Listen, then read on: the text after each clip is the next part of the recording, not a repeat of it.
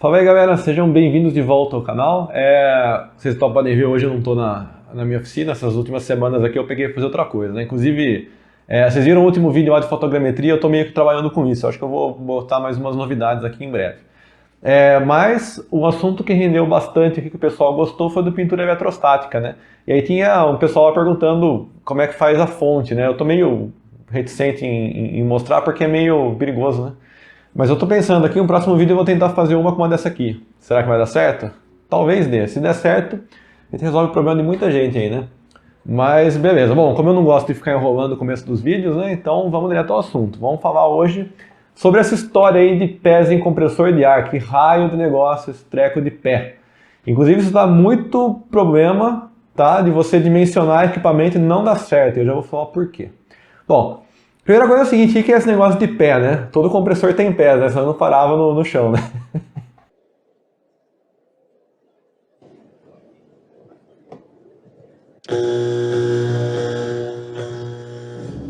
O problema maior desse negócio de pé é que a gente aqui no Brasil tem uma mania muito chata, contraprodutiva, na verdade, de ficar querendo simplificar tudo. Então, o nome completo disso que a gente vai falar hoje é pés cúbicos por minuto. Você já deve ter percebido do que se trata, né? Pelo menos a parte de pé cúbico você deve ter percebido que é um volume, né? E por minuto, então pés cúbicos por minuto é um fluxo, certo? Quando eu falo somente pé, aí perde o sentido, e aí a gente passa a não entender mais nada. Só que isso é só uma parte do problema. Mas vamos do começo, tá? Então, primeiro, o que é um pé, né? O pé é uma medida de comprimento, equivale mais ou menos a uns 33 centímetros, se eu não me engano. De onde que vem isso daí? O sistema imperial de medida, né? Tipo o mesmo que usa polegada, jarda, libra, etc. Né? Inclusive libra é uma outra unidade que sofre desse problema, é libras por polegada quadrada, uma medida de pressão. Somente libras, quem está acostumado, põe 25 libras no pneu aí. Libras é uma unidade de peso, não de pressão. Então já está errado. Por isso que o correto é falar, na verdade, PSI, que é Pounds Square Inch, ou seja, libras por polegada quadrada, tá? Então vamos perder certos hábitos, porque na verdade eles são contraprodutivos, a gente já vai ver por quê. Então o que acontece? Um pé, então, é uma medida de comprimento no sistema imperial, que é o sistema que se usa até hoje nos Estados Unidos. Um pé cúbico é a mesma coisa que seria o equivalente do metro cúbico nesse sistema aí de unidades. Então, se você tem, por exemplo, um pé é uma medida de comprimento, um pé quadrado é uma medida de área e um pé cúbico é uma medida de volume. Já deu para perceber mais ou menos, né? Então, um pé cúbico por minuto significa o quê? Que eu estou pegando um volume desse aqui, imagina uma caixa de 30 por 30 por 30 aqui, tá? E eu estou passando essa caixa de 30 por 30 por 30 por algum lugar aqui em 1 minuto. Então, em 1 minuto passa um volume desse daqui de ar, certo? Acho que deu para sacar mais ou menos, né? Para exemplificar melhor isso daí, para ficar mais claro, eu tenho aqui um compressor de ar manual, que é a minha bomba de bike aqui, que funciona exatamente do mesmo modo que um compressor a pistão, né? É um compressor a pistão manual, certo? Então, nesse caso aqui, como é que a gente define o que é, qual é que seria a vazão dela? Então, imagina o seguinte, ó, como é que funciona? Você puxa aqui, o que acontece? Você está enchendo esse cara aqui todo de ar, certo? Agora, esse volume de ar aqui, eu venho aqui e comprimo ele em algum lugar. Nesse caso, eu posso ligar a bomba no pneu da bicicleta e o pneu da bicicleta passa a ser o reservatório. Então, vocês vejam o seguinte, eu comprimi um certo volume de ar aqui, vamos dizer 1 litro, né? No pneu da bicicleta, que provavelmente tem menos que 1 litro de volume. Então, ou seja, o meu ar agora, a mesma quantidade de ar vai ocupar um volume menor, certo? Ou seja, por isso que a gente diz que é um ar comprimido, tá? Então, o que o compressor de ar ele faz? Ele fica pegando o ar da atmosfera, bombeando e enfiando lá no reservatório. Até aí, sem nenhuma novidade, né? Só que a questão é o seguinte, eu posso ter um volume de ar a 10 PSI, certo? Posso ter o mesmo volume de ar a 50, posso ter o mesmo volume de ar a 100 PSI, certo? Também até aí sem nenhum, né? O seu compressor não aumenta de tamanho conforme vai bombeando. Se aumentar de tamanho conforme bombeando, tu sai correndo. mas não é o que acontece. Então significa o seguinte: se o volume é o mesmo, mas a pressão está aumentando, quer dizer que tem mais ar lá dentro, tem mais massa de ar lá dentro, eu estou enfiando mais ar lá dentro. E aí é que mora a sutileza do problema. Porque esse volume de pés cúbicos por minuto que o fabricante coloca na especificação do produto dele, por exemplo, se você for lá no site da Schultz, por exemplo, você vai ver um negócio ao tempo todo que é deslocamento teórico, tá? Deslocamento teórico seria essa vazão de ar em pés cúbicos por minuto teórico. O que é o deslocamento teórico? Vamos supor, tem aqui a minha bomba aqui, certo? Esse cara aqui tem, sei lá, 1 litro, tá? Então, toda vez que eu empurro aqui, eu estou empurrando 1 litro de ar lá para dentro, certo? Se eu empurrar isso aqui uma vez por minuto, eu vou ter 1 litro por minuto, certo? Então esse é o meu deslocamento de ar teórico. Então se eu fizer isso aqui uma vez por minuto, eu tenho 1 litro por minuto, tá? Lógico, medida chutada, tá?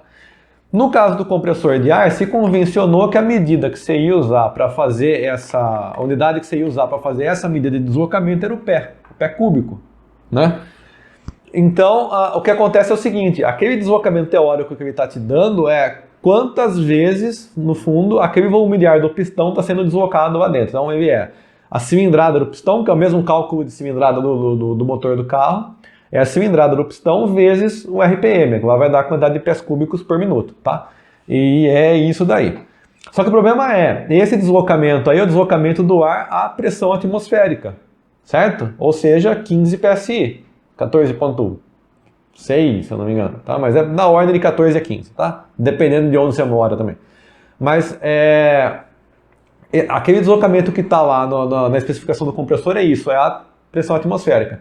Agora o problema é o seguinte: se eu pego 1 litro de ar, tá? A pressão atmosférica, quanto que essa mesma quantidade de ar que está lá ocuparia a 2 pressões atmosféricas, ou seja, 30 PSI? Metade do volume. Então veja o seguinte: se eu quiser obter o mesmo volume, eu tenho que bombear o dobro de ar, certo?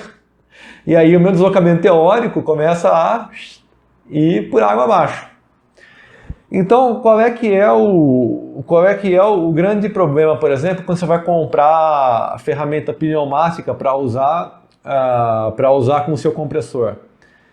É que muitas vezes as ferramentas vêm especificadas numa determinada pressão. Então, por exemplo, eu estava vendo aqui uma micro retífica que eu tenho, inclusive lá, que eu não consigo tocar ela nem com compressor de 10 pés.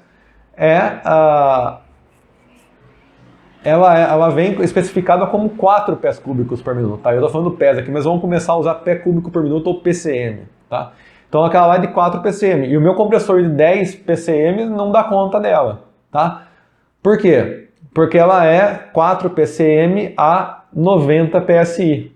E muito provavelmente o meu compressor lá está especificado 10 PCM a pressão atmosférica. Então, assim, 90 PSI vai dar o quê? 4 vezes a pressão atmosférica. Então, na verdade, eu estou fornecendo para ela 2,5 PCM, mais ou menos. Tá? A 90 PSI, ou seja, bem menos da metade. Pistola de pintura, mesma coisa. Você está operando pistola de pintura, sei lá, 30, 35 PSI. Então, se lá está escrito que precisa de 6 PCM, 6 PCM a 30 PSI, que é mais ou menos 2 vezes a pressão atmosférica. Então, isso dá mais ou menos 12 PCM no deslocamento teórico, tá? Tudo isso parece um pouco complicado, na verdade é meio simples se vocês usarem um pouco aí de física do colegial, que eu sempre ajudo no pena de vocês aqui no canal, que vocês vão para a escola achando que é tudo lorota, mas não é não. Agora é que a conta vem, se vocês não quiserem estudar agora a conta vem, porque quem aprendeu direitinho essas coisas no colegial consegue fazer essas continhas. Eu posso detalhar depois num outro vídeo como é que faz, mas só para vocês terem uma ideia, você tem que corrigir a pressão em relação à pressão atmosférica, tá? Só para vocês saberem mais ou menos. Então, esse é o grande problema da especificação de vazão em compressor de ar, tá? Não tem muito o que fazer. E uma coisa interessante é que eu andei dando uma olhada nos fabricantes gringos, tá? E eles usam uma outra medida para dar esse número aí de pés. Para isso daí é uma medida prática, você tem que cronometrar quanto tempo leva para encher o reservatório, sei lá, entre 80 e 120 PSI, dependendo da faixa de trabalho do seu compressor. Você vai definir essa vazão para o intervalo de trabalho. Aí você faz o experimental e tal. Pelo que aquele meu shoes pequenininho que eu fiz lá o vídeo do kit de pintura lá, se eu não me engano, dá na ordem de 2,5. Ou seja, é muito menos que os 8,5 que a Shoes especifica para ele. A Shoes está mentindo? Não. A Shoes colocou desde o princípio 8,5 PCM de deslocamento teórico. Tá? Não está errado, mas não é uma medida completamente honesta, não. Tá? E, enfim, então é isso. Tá? Eu posso até fazer depois um outro vídeo aí mostrando como é que faz isso daí. Agora, para quem está chegando agora e dá PCM para cá, PSI para lá, etc., o que significa? Se a capacidade do meu compressor, ou seja, essa quantidade de PCM que eu tiver lá especificado no meu compressor for menor do que a da minha ferramenta, a ferramenta vai ficar sem ar, ela não vai conseguir respirar, por assim dizer. Tá?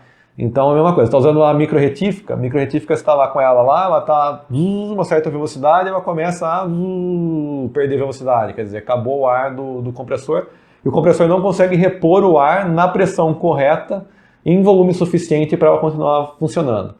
No caso de pistola de pintura, você vai ter problemas de atomização e às vezes até entope, porque se você não tem ar suficiente, a tinta seca na ponta e entope a pistola. Pode acontecer esse tipo de coisa aí, tá? Soluções para isso daí é comprar um compressor maior ou maior assim, maior no sentido de ter mais volume, ter mais vazão. Então você comprar um de 10 PCM, você comprar um de 20, só que geralmente é caro, sim, né? Bem caro, tá? A outra solução é um tanque, o seu compressor tem um tanque maior. Quanto maior o tanque, maior reserva você tem.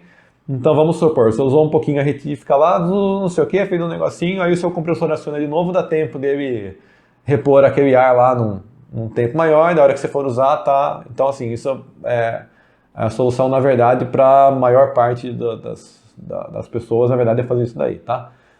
Mas se você tiver uma oficina que está correndo o tempo inteiro, você vai ter que comprar um compressor maior, você não vai ter escapatória não.